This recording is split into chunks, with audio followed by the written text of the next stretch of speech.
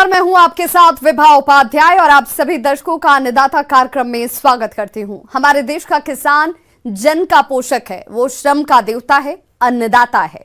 उसमें ही भारत की आत्मा निवास करती है और ऐसे ही किसानों की प्रगति के लिए हम खेती बाड़ी से जुड़ी हुई बहुत सी नई लाभकारी जानकारियां हर रोज सुबह लेकर आते हैं। तो चलिए कार्यक्रम शुरू करने से पहले देखते हैं क्या है आज के अन्नदाता में।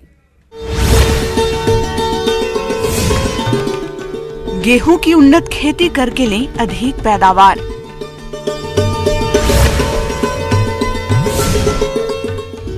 आंवला के बाग में हानिकारक कीटों का नियंत्रण।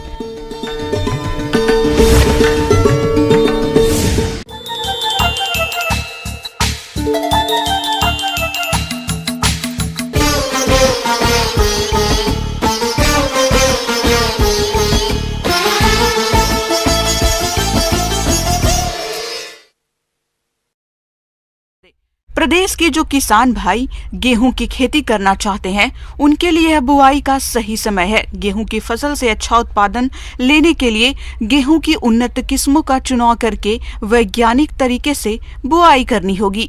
तो किसान कौन कौन सी उन्नत किस्मों का चयन करके बुआई किस तरह से करें, इस बारे में जानकारी दे रहे हैं कृषि वैज्ञानिक डॉक्टर भूषण प्रसाद सिंह।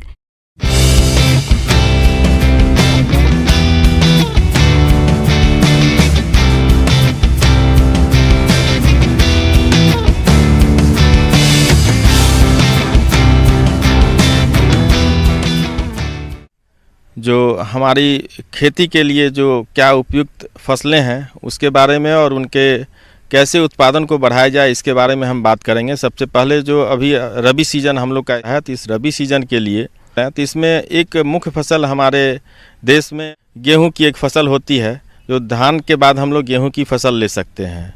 और ये चीज़ हम बतला रहे हैं कि फसल के उत्पादन को बढ़ाने के लिए जो सबसे बड़ी चीज़ होती है कि मिट्टी की तैयारी एक सही तरीके से हो जाए, मिट्टी को अच्छे तरीके से तैयार करें और टाइम से हम बुआई करें, तो हम अच्छा उत्पादन उससे प्राप्त कर सकते हैं। गेहूं की खेती चाहे सिंचित या असिंचित दशा में करनी हो, दोमट मिट्टी सर्वोत्तम होती है। सामान्य पीएच वाली जीवांश से भरपूर मृदाएं सोने पर सुहागा का काम करती है कि मिट्टी सामान्य रूप से थोड़ा क्षारीय है। उस भूमियों में खेती पानी की समुचित व्यवस्था होने पर सफलता पूर्वक की जा सकती है। गेहूं मौसम के प्रति बहुत ही संवेदनशील है। इसके उचित अंकुरण हेतु तापमान 10 से 14 डिग्री सेल्सियस, कल्ले के फूटने के समय 13 से 20 डिग्री सेल्सियस एवं दाना बनने की अवस्था में 20 से 24 डिग्री सेल्सियस औसत तापमान की आवश्यकता होती है। तो गेहूं के लिए हमारे पास जो लगाने का जो उपयुक्त समय है वो 15 अक्टूबर से स्टार्ट हो जाता है और देर विलम्ब से बुआई करने के लिए आप दिसंबर तक जा सकते हैं। और सबसे बड़ी चीज़ है कि उत्पादन को बढ़ाने के लिए हमारे पास अच्छे किस्मों का होना वो ज़रूरी है। तो वैरायटी का जो सिलेक्शन है, किस्मों का जो चुनाव है, चयन है, वो अच्छे किस्मों का होना चाहिए, अधिक उपज देने वाले किस्मों का होना चाहिए। उसके लिए हमारे पास जो 3 तरह के कंडीशन हमारे पास हैं कि आप टाइम से लगाते हैं और इरिगेटेड कंडीशन में लगाते हैं, सिंचाई की व्यवस्था है। उनके लिए जो वैरायटी हमारे पास उपलब्ध है उसमें HD 2189 ये वैरायटी हमारे पास अच्छा वैरायटी है।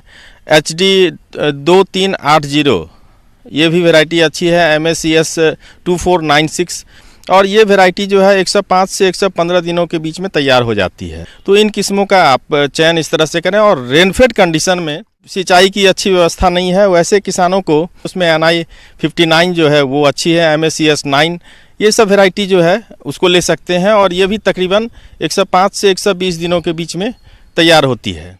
उचित गुणवत्ता वाले 85% या उससे अधिक अंकुरण क्षमता वाले सही प्रजातियों में स्वस्थ बीजों का चुनाव करें। सामान्य समय पर बुआई करने पर सिंचित एवं असिंचित दोनों ही दशा में बीज दर 100 से 125 किलोग्राम प्रति हेक्टेयर प्रयोग करें। विलंब से बुआई की परिस्थिति में बीज दर थोड़ा बढ़ाकर 125 से 150 किलोग्राम प्रति हेक्टेयर की दर से प्रयोग करें। बीज उपचार बीटा बैक्स या बेनलेट से 2.5 ग्राम रसायन प्रति किलोग्राम बीज की दर से करें। सूर्य के धूप से उसको ट्रीट करते हैं या गर्म पानी से उसको उपचारित कर लेते हैं, उससे भी हमको काफ़ी फ़ायदा मिलता है। इसके बाद हमारे पास आता है कि उर्वरक का प्रबंधन कैसे करें। रासायनिक उर्वरक और जैव उर्वरक जिन चीज़ों का व्यवहार करना चाहते हैं उसके लिए हमारे पास जो है जो फार्म यार्ड मैन्योर है 2 से 3 टन आपको प्रति हेक्टेयर इसमें ज़रूरत पड़ता है। इतना डालते हैं तो आपको अच्छी उपज की प्राप्ति हो सकती है। साथ में नाइट्रोजन, फास्फोरस और पोटास, जो लोग जो टाइमली लगा रहे हैं उनके लिए नाइट्रोजन 120 किलोग्राम प्रति हेक्टेयर, फास्फोरस 40 से 60 किलोग्राम प्रति हेक्टेयर और पोटास की मात्रा 40 किलोग्राम प्रति हेक्टेयर की आवश्यकता होती है। इसमें से जो हमारे पास नाइट्रोजन है उसकी आधी मात्रा और फास्फोरस और पोटास की पूरी मात्रा बुआई के वक्त ही आप मिट्टी में मिला दें, उसके बाद बुआई करें। बाकी बची हुई जो नाइट्रोजन की जो आधी मात्रा है उसको 2 अलग अलग भागों में बांट के और उसको हम जो पहली जो 20 से 25 दिनों पे जब पहली सिंचाई देते हैं उस वक्त उसके साथ भुरकाव कर दें और दूसरी जो है 40 से 60 दिनों के बीच पे जब हम उस जगह तीसरी सिंचाई देंगे 60 दिनों पे तब हम उस जगह इसका भुरकाव कर देंगे। इसके बाद जो है लगाने के लिए हम सीधी बुआई कर सकते हैं, ब्रॉडकास्टिंग कर सकते हैं और दूसरे जो है हम कतार में भी लगाते हैं। बीजों की बुआई सीधी कतारों में 3 से 5 सेंटीमीटर की गहराई में करें। सामान्य दशा में बुआई पर कतार से कतार की दूरी 20 सेंटीमीटर रखें। अगर कतार में लगाते हैं तो जो हमारा पौधे 22 से 23 सेंटीमीटर 22.5 सेंटीमीटर हम लोग जो उपयुक्त पौधे की संख्या को बनाए रखने के लिए जो स्पेसिंग होगा 15 गुने 22.5 सेंटीमीटर होगी। जो एक समस्या हमारे गेहूं में आता है उसमें खरपतवार का भी समस्या रहता है, उस जगह फिर आप रसायन का इस्तेमाल कर सकते हैं। उसके लिए हमारे पास जो खरपतवारनाशी दवा है इसके इस्तेमाल से हम खरपतवार को नियंत्रित कर सकते हैं। गेहूं में कितनी बार सिंचाई दी जाए ये मिट्टी की संरचना और फसल के दौरान होने वाली वर्षा की मात्रा पर निर्भर करता है।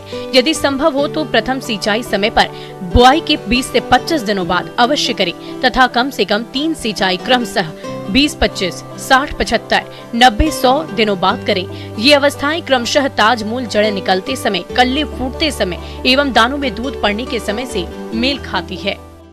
किसान भाइयों, अगर आप इन सब चीज़ों का ख्याल रखते हैं और ये सारे तरीकों को अपनाते हैं तो हमें उम्मीद है कि काफ़ी अच्छी उपज की प्राप्ति हो सकती है और किसान भाई अपने आमदनी को बढ़ा सकते हैं।